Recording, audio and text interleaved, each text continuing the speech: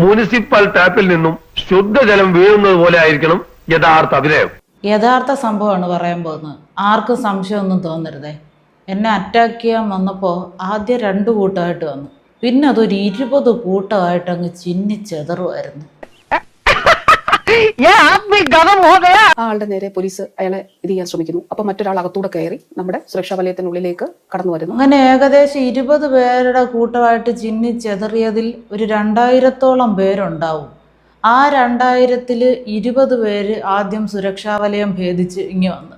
അപ്പോൾ പോലീസുകാർ അവിടെ കയ്യും കെട്ടി കുറേ പേര് നോക്കി നിന്ന്, ബാക്കി കുറേ പേര് റെയിൽവേ സ്റ്റേഷനിൽ ചായ കുടിച്ചുകൊണ്ടിരുന്നു. എങ്ങനെ ഉണ്ടായിരുന്നു എന്റെ പെർഫോമൻസ്? അയ്യോ, മനോഹരമായിരുന്നു. ഊതിയതാണല്ലേ? അല്ലടാ, സത്യം. അപ്പൊ അതിനുശേഷം അവരെ പിടിച്ച് അപ്പോഴാണ് അതിനുശേഷം അടുത്ത കൂട്ടം വരുന്നു. ഇതുവരെ ഒക്കെ ആണല്ലോ. അപ്പം അതിന് ശേഷമാണ് പിന്നെ ആ 20ആയിട്ട് തിരിഞ്ഞതിൽ 2000 പേരടങ്ങുന്ന വേറൊരു കൂട്ടം പെട്ടെന്ന് വന്നത്. അടുത്ത പാന്റ് ഷർട്ടും ഒക്കെ ഇട്ട് 2-3 പേര് അപ്പൊ വരുന്നു. 2-3 അറിയില്ല, അപ്പൊ വരുന്നു. 100 കണക്കിന് ആളുകൾ പിന്നെ അതാ പാന്റും ഷർട്ടും ഇട്ടുകൊണ്ട് വന്നു. നല്ല നാടൻ കത്തി ഉണ്ടാവും ഈ വീട്ടിലെടുക്കാൻ. എന്താ വേണോ? എനിക്കിതൊക്കെ കാണുമ്പോ എന്റെ പുറം ചൊറിഞ്ഞോണ്ട് വരിക. നേരത്തെ തെറ്റിപ്പോരുത്, മുണ്ടും ഷർട്ടും ആയിരുന്നു. ഇപ്പോൾ പാന്റും ഷർട്ട്, പിന്നെ ജീൻസും ബനിയനും ധരിച്ചവർ അടുത്ത സെക്ഷനിൽ വരുന്നുണ്ട്. ഇനി ഞാൻ പറയാണ്, ഇത് എനിക്ക് നടക്കാൻ കഴിയില്ലേ, എനിക്ക് സ്വാതന്ത്ര്യമില്ല, ഇതൊക്കെ പറഞ്ഞു കഴിഞ്ഞിട്ടാണ് അടുത്ത കൂട്ടം വരുന്നത്. അപ്പം ഞാൻ യഥാർത്ഥത്തിൽ പറഞ്ഞത് യഥാർത്ഥത്തിലുള്ള കാര്യമായി പറയുന്നത് കേട്ടോ.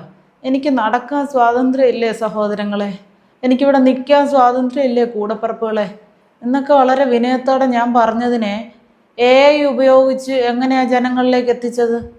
എന്തിൻ്റെ സമരം, എന്തിൻ്റെ പ്രതിഷേധം, ഇങ്ങോട്ട് വാടാ, ഞാൻ അങ്ങോട്ട് വരാടാ എന്നൊക്കെ പറഞ്ഞ് ഞാൻ അവരോട് കയർക്കുന്നതിൻ്റെ, അവരെ ആക്രമിക്കാൻ ശ്രമിക്കുന്നതിൻ്റെയുമായിട്ടുള്ള രീതിയിലാണ് AI ഉപയോഗിച്ച് ശത്രുക്കൾ പ്രചരിപ്പിച്ചത്. എവിടെ നിന്ന് കിട്ടിയോ സാധനത്തിന്? ഇതിങ്ങനെ വെറുതെ വിട്ടാ പറ്റില്ല. റോസപ്പ് പോലുള്ള കവിള എനിക്ക് കൊതിയായിട്ട് പാടില്ല. ഞാൻ എന്ന് 2 എണ്ണം പൊട്ടിച്ചിട്ട് ഓടിയിട്ട് വരാം. എന്നെ ഒന്ന് അനുഗ്രഹിച്ചേ. വേണ്ട. ഞാൻ സാധാരണ വളരെ ഫാസ്റ്റ് ആയിട്ട് നടക്കുന്ന ആളാണ്. പക്ഷെ ഞാൻ നടന്ന് നീങ്ങിയപ്പോ എന്റെ നടപ്പ് സ്ലോ ആയി. ആദ്യം ഒരു 180 കിലോമീറ്റർ സ്പീഡിൽ നടന്നു വന്നുകൊണ്ടിരുന്ന ഞാൻ പെട്ടെന്ന് ഒരു 30 കിലോമീറ്റർ സ്പീഡിലേക്ക് സഡനായിട്ട് ഡൗൺ ആവുമായിരുന്നു. അതൊക്കെ കൃത്യമായിട്ട് മാധ്യമങ്ങൾ തന്നിട്ടുണ്ടോ എന്നറിയില്ല. ആ സ്പീഡിലുണ്ടായ ചേഞ്ച്. മന്ത്രി വളരെ സ്വാഭാവികമായി സംസാരിക്കുന്നത് പോലെയും സ്വാഭാവികമായി ഇടപെടുന്നത് പോലെയാണ് ദൃശ്യങ്ങൾ. ചില കാര്യങ്ങൾ അവർ എഡിറ്റ് ചെയ്തിടുന്നുണ്ടാകാം. മൊത്തം എഡിറ്റിങ്ങാ. എന്റെ ശരീരം വേദനിച്ചു. എനിക്ക് ഉണ്ടായിട്ടുള്ള പ്രശ്നം എന്റെ ശരീരം വലിച്ചുലച്ചു എന്ന് പറയുമ്പോ ഇറച്ചി ഒലത്തിയാ ഇങ്ങനെ കിടന്ന് ഒലയത്തില്ല, അതുപോലുള്ള ഒലത്തിയത്. മനുഷ്യനെ നാറ്റിക്കാനായിട്ട് ജനിച്ചിരിക്കണോ താൻ?